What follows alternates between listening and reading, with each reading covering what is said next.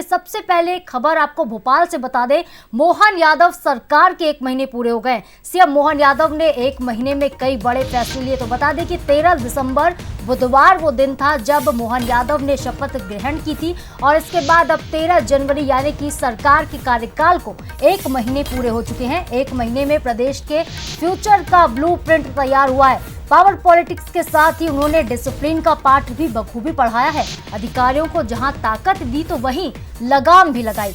वरिष्ठ और घनिष्ठ नेताओं के साथ सीएम मोहन यादव का कोऑर्डिनेशन बेहतर देखने को मिला और मोहन कैबिनेट में इस 1 महीने में कई बड़े और अहम फैसले भी किए गए।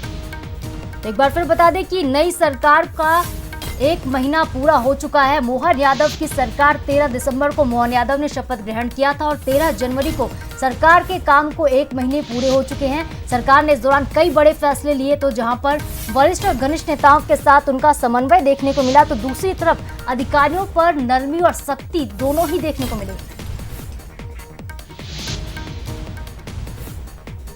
तो मोहन सरकार के 1 महीने में आखिर क्या कुछ खास रहा, क्या बड़े फैसले हुए, एनालिसिस करते हैं, आपको समझाते हैं ग्राफिक्स के जरिए। तो देखिए, लोकप्रियता की चुनौती थी मोहन सरकार के सामने जिस पर खरे उतरे हैं मोहन यादव। और दूसरी ये बड़ी बात रही कि ब्यूरोक्रेसी को उन्होंने सख्त संदेश दिया। कई अधिकारियों को यहाँ पे निलंबित किया गया, संदेश दिया गया कि जनता की चुनी सरकार है, जनता के लिए सरकार है, तो अधिकारी जो है वो अपनी जबान पर लगाम रखें। तीसरा बड़ा संदेश ये रहा कि 1 महीने में प्रदेश के फ्यूचर का ब्लूप्रिंट तैयार हो गया। पूरी तरीके से ब्लूप्रिंट दे दिया कि किस तरीके से 5 साल के विकास का खाका मध्य प्रदेश में लिखा जाएगा। और इसके अलावा पावर पॉलिटिक्स देखने को मिली। पावर पॉलिटिक्स के साथ ही डिसिप्लिन का पाठ बखूबी पढ़ाते मोहन यादव नजर आए। तो अधिकारियों को ताकत दी, साथ ही अधिकारियों पर लगाम भी लगाई, यानी कि नौकरशाहों पर लगाम कसते मोहन यादव नजर आए। वरिष्ठ घनिष्ठ नेताओं के साथ समन्वय दिखा। कई तस्वीरें सामने आई जब शिवराज सिंह से जब मिलने पहुंचे थे मोहन यादव, तो वहां पे मुस्कुराती तस्वीरें सामने आई थी। वरिष्ठ और घनिष्ठ नेताओं के साथ उनकी मित्रता पूरी तरीके से कायम रही। केंद्र सरकार के साथ ही राज्य सरकार ने मिलजुल कर काम किया। कैबिनेट की बैठकें हुई। कैबिनेट बैठक में कई बड़े फैसले हुए जिनमें हमने देखा कि किस तरीके से 1 महीने में बड़े फैसले लिए गए। मोहन यादव सरकार ने कई फैसलों को बदला तो कई नए फैसले भी लिए। और क्या कुछ 1 महीने में बड़े बदलाव हुए उस पर भी एक नजर डाल लेते हैं।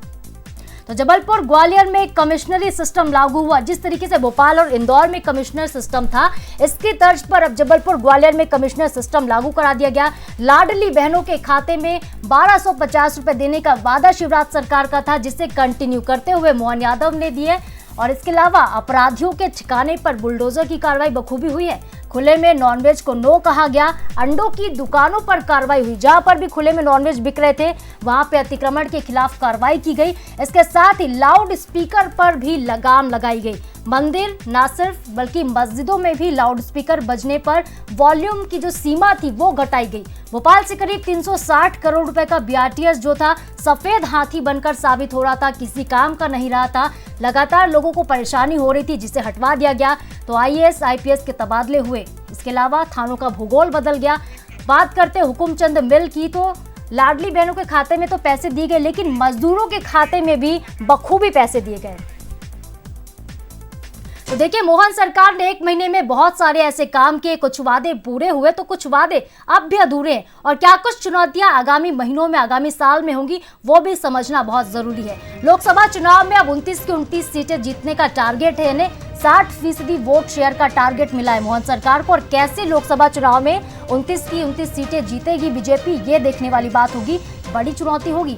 वरिष्ठ नेताओं के साथ तालमेल बनाकर रखना होगा, क्योंकि मोहन यादव अगर रैंक वाइज आप देखें तो कई ऐसे कैबिनेट के मंत्री हैं जो मोहन यादव सरकार से बड़ा पद रखते थे, सांसद थे, लेकिन अब वो उनके अंडर में काम कर रहे हैं। ऐसे में उनके साथ तालमेल बैठा के रखना बहुत जरूरी होगा। इसके अलावा देखिए, प्रदेश की जनता के दिल में जगह बनाना, जिस तरीके से मामा की जगह जनता के दिलों में बनी हुई है, बहनों के दिलों में बनी हुई, क्या मोहन यादव उस तरीके की छवि बना पाएंगे, ये देखने वाली बात होगी। दिल्ली के डिसीजन पर पॉलिटिक्स लेना होगा, ये बहुत चुनौती होगी। और चलिए, हमारे न्यूज हेड शरद द्विवेदी जी हमारे साथ फोन लाइन पर जुड़ गए। शरद जी, 1 महीने मोहन सरकार ने पूरे कर लिया, आप किस तरीके से सर देखते हैं इस पूरे 1 महीने के कार्यकाल को? उन्होंने समन्वयवादी एक छवि और एक सोच को आगे बढ़ाया है और एक सख्त प्रशासक की छवि को भी उन्होंने केंद्र में रखा है। जिस तरह से सीनियर अधिकारियों के विरुद्ध ऐसे मामले जो सामने आए, चाहे वो बस दुर्घटना से जुड़ा विषय हो जिसमें ट्रांसपोर्ट कमिश्नर से लेके आरटीओ और पुलिस अधीक्षक और कलेक्टर तक बदल दिए गए, तो ये उनकी इस सोच को बताता है कि वो चाहते हैं कि एक मैसेज जाए कि कोई भी अगर कोताही या गड़बड़ी सामने आती है तो टॉप टू बॉटम कार्रवाई जरूर होगी। दूसरा, चाहे शिवराज जी से मिलना हो, कमलनाथ जी से मिलना हो, कैलाश विजयवर्गीय जी के प्रति सम्मान भाव से भरे रहना हो, या अपने कैबिनेट के सहयोगी जगदीश देवड़ा जी हो, या रीवा से आने वाले शुक्ला जी हो, राजेंद्र शुक्ला जी हो, इन तमाम नेताओं को साथ लेकर वो आगे बढ़े हैं।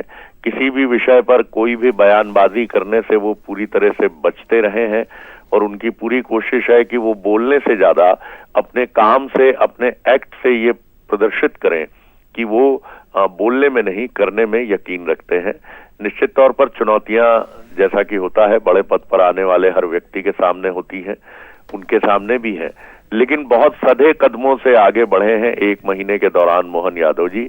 और इस दौरान हमने देखा है कि केंद्रीय नेतृत्व का पूरा साथ, पूरा समर्थन उनको हासिल है और यही वजह है कि वो ये जानते हैं कि उन्हें बहुत सधे हुए कदमों से आगे बढ़ना है, क्योंकि ये जो अवसर उन्हें मिला है इसे वो एक ऐसे राजनेता के तौर पर जरूर आगे बढ़ाना चाहेंगे कि जिससे केंद्रीय नेतृत्व भी उनकी पीठ थपथपा कर ये कहे कि हाँ मोहन जी, हमने जो आप पर विश्वास किया, आपने 24 कैरेट खरे उतर कर उस पर हमारे विश्वास को और मजबूत किया है, आपको बहुत धन्यवाद। तो इसी लक्ष्य को लेकर वो आगे बढ़ रहे हैं। मुझे लगता है कि जब उनका एक ब्यूरोक्रेटिक सेटअप मध्य प्रदेश में जम जाएगा और मुझे लगता है कि फरवरी और बल्कि आप ये कह सकते हैं लोकसभा चुनाव के बाद हमें मोहन जी की वर्किंग के और जो उनकी काबिलियत, उनकी योग्यता के रंग हैं वो हमें देखने को मिलेंगे। जी बिल्कुल शरद सर, तमाम विश्लेषण के लिए बहुत बहुत शुक्रिया आपका सर।